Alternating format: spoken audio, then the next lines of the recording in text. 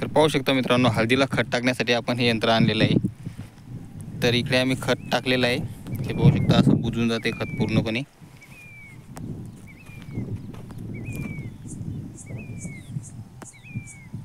आणि त्याच्यावर ड्रीपसुद्धा चालू केलेला आहे. म्हणजे जवळपास अर्धा तास ड्रीप चालू ठेवलं की टाकलेल्या खताचं ताबडतोब पाणी होते.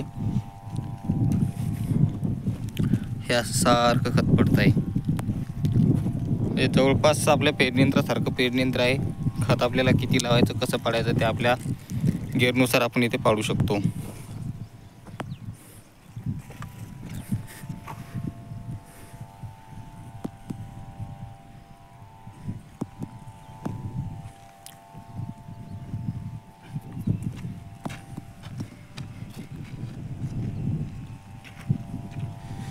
तर मी आता तुम्हाला याला चालवून दाखवतो. त्याच्यानंतर खत कसं पडते ते सुद्धा दाखवतो पूर्णपणे.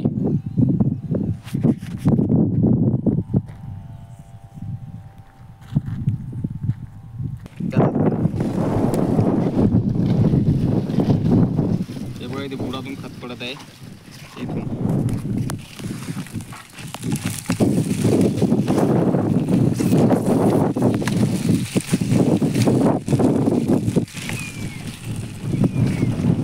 असं चालू की पूर्णपणे खत सुद्धा बुजून जातं.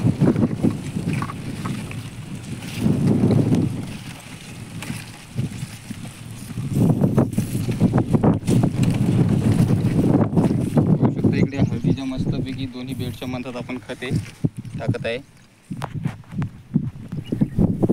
पूर्णपणे बेडच्या मधात खते टाकले जाते. हे बघा, आता तुम्ही पूर्णपणे खत हे बुजून जातं.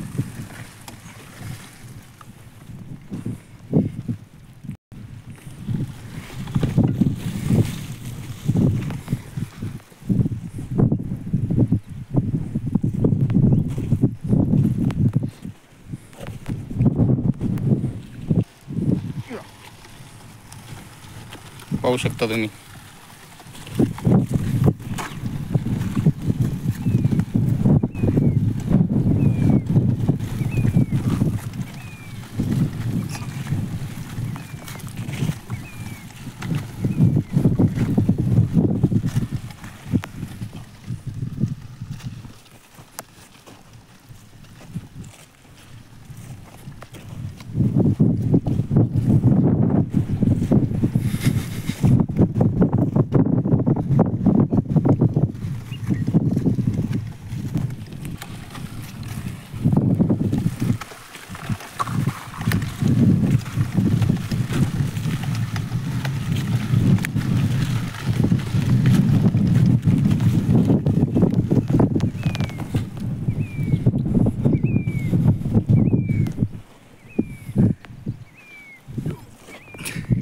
पाहू शकता इथे मागं कसं खत पडत आहे. तर